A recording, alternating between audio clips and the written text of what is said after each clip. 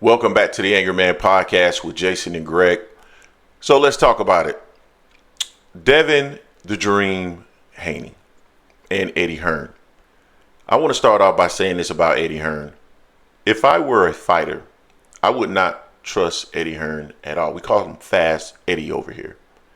Eddie is a slick talker, but seems to go to the public in general for a number of things that he shouldn't. And it's perplexing as to why. We had Adrian Clark recently on the platform, manager of Errol Spence and Brian Norman Jr., and he was also perplexed as to why Eddie Hearn went public with negotiations between Jerron Ennis and Brian Norman Jr. He seems to go public with a lot of stuff. Well, he's decided to go public again, this time in regards to Devin Haney. Now, we know Devin Haney was talking about fighting Liam Paro. Liam Paro is a fighter for Matchroom. And Devin was trying to find a workaround for the IBF rule, rehydration rule, trying to use the quote-unquote champion in recess status for the WBC as status that he's a champion, and therefore it would be a unification, and therefore the rehydration clause should be removed. I don't know if he was successful there, but apparently Devin Haney wants to return for roughly $4 million. So he wants a $4 million payday to face Liam Paro. Now, I'm not necessarily here to talk about whether or not Devin Haney is worth $4 million. I don't know what that fight's going to generate. More than likely, it won't be worth $4 million, but if he thinks that that's what he's worth, then that's what he's worth. I'm going to leave it there for this particular conversation. However, what Eddie Hearn mentioned was that Devin Haney needed to come back for maybe around $1 million against an opponent that would be more of a tune-up for him because of the damage that he suffered against Ryan Garcia. Now, I know that there are a number of people that are on different sides of the fence in regards to, Ryan Garcia, performance-enhancing drugs, and whether or not it played a role in that fight. I'm not here to relitigate that. I have no desire to litigate that whatsoever. But what is undeniable as far as I'm concerned is that Devin Haney did take some damage in that fight. Now, I mentioned that that was the type of fight that could potentially be damaging for Devin Haney, and there were some people that got pissed off with me because I said that. Some people that unsubscribed, they were big Devin Haney fans, and we actually got more subscribers because of that as well. Because at the end of the day, I'm going to say what's on my mind, and at the end of the day, and you can say what's on your mind. This platform is here for you to say what's on your mind, whether that's in the comment section or on our live streams, 4 p.m. Eastern Standard Time every Sunday, so make sure you check us out. But what I saw was a fighter that took a lot of damage, and I feel that that's undeniable, and there's a possibility that that damage could have lasting impact. It is what it is. It's the sport of boxing. We've seen this happen in the past. This is new. So he wants to see Devin Haney step back into the ring with someone who is more of a tune-up for $1 million. Now, I got to ask myself, is Eddie Hearn really looking out for Devin Haney's best interest?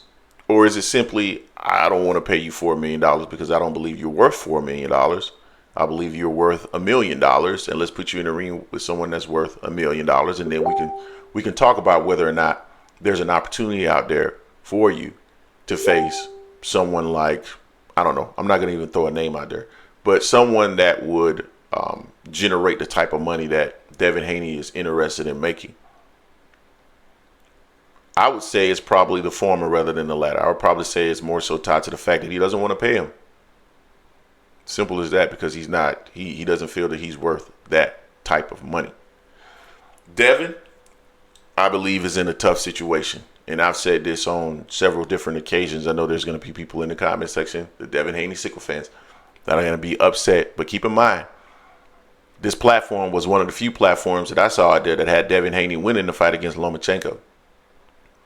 So this is no Devin Haney slight. This is no Devin Haney hate. don't hate Devin Haney.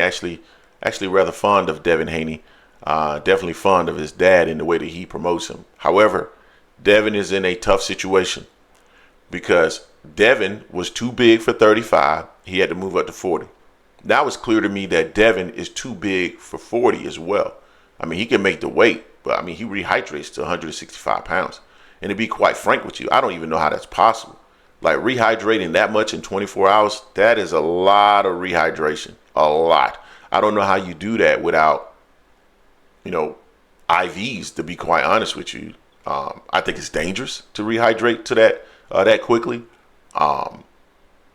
It could jeopardize you in the ring to a certain extent. So in reality, I feel that Devin Haney is really probably a 147 pounder.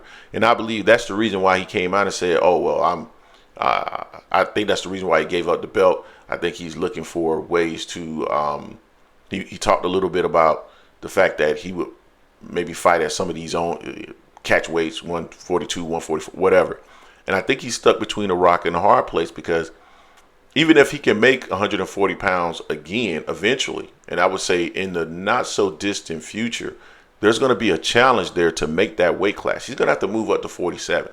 And what's going to end up happening is he has some deficiencies in his game. He's not like a Floyd Mayweather where even though he's moving up and he's fighting against bigger fighters, his defense will be able to blunt their offensive attack and the power that some of these fighters are going to have at these higher weight classes.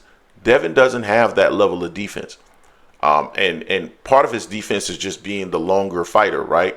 The rangier fighter. So with that being the case, at a higher weight class, you're going to start to find it more challenging to find fighters that you're just naturally bigger than, that you can use your size and your distance to keep them at bay.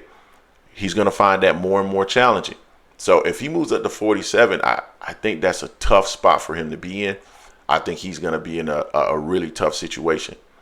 So it's tough on him. We'll see what if it were me.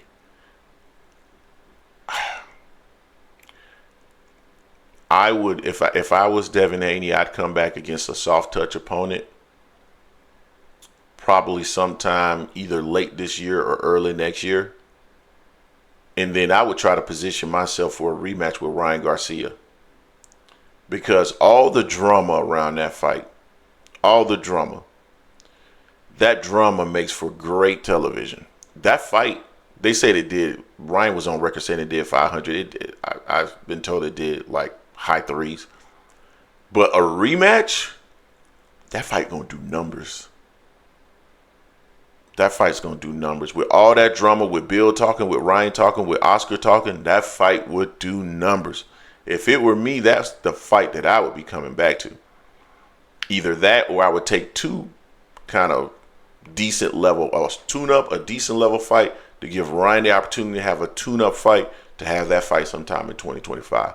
And I think Devin makes a boatload of cash in that fight. And I think he gets the opportunity to prove whether or not it was a fluke or whether or not Ryan is really, the Ostarine really had any effect. So that's what I would do, but we'll see what ends up happening. You guys tell me what you think in the comment section. Don't forget to hate, like, comment, and subscribe. This is the Angry Man Podcast, AM Sports Media, and I am out.